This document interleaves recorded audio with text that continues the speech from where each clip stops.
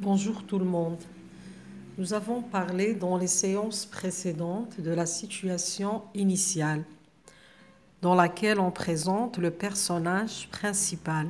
On décrit le lieu, on situe l'histoire dans le temps et on utilise les verbes à l'imparfait.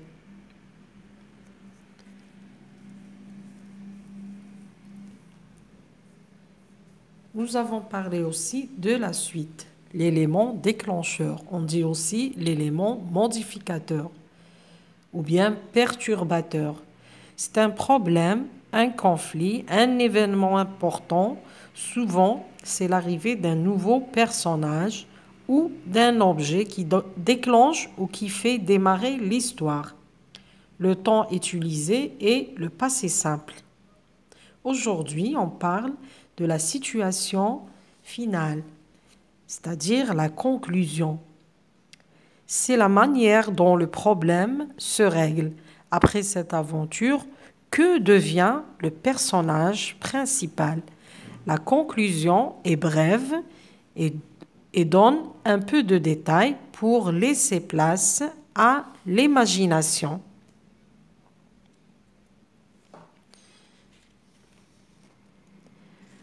On utilise souvent la formule « ils vécurent heureux et eurent beaucoup d'enfants ». On peut glisser une morale. Depuis ce temps, personne ne s'aventure seul dans ce bois. في الحصص السابقة تحدثنا عن أجزاء القصة وبدأنا ببداية القصة التي نقدم فيها الشخصية الرئيسية، وصف المكان، ذكر زمن وقوعها مع تصريف الأفعال في l'imparfait. بالنسبة للموضوع ولا التكملة يطرح المشكل أهم حدث بقدوم شخصية جديدة أو شيء يحرك أحداث القصة. الزمن المستعمل فيها هو le passé simple. أما اليوم فسنتحدث عن نهاية القصة. وصلنا إلى النهاية. النهاية هي تكون قصة قصيرة وبدون تفاصيل، عبارة عن كيفية حل المشاكل بعد العراقيل المتعددة، ونتعرف على نهاية البطل.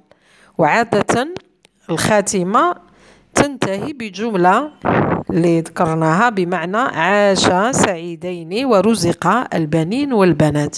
وأحيانا استخلص عبارة كأن نقول مثلا منذ ذلك الزمن لم يقع أي شخص في مثل هذه المغامرات.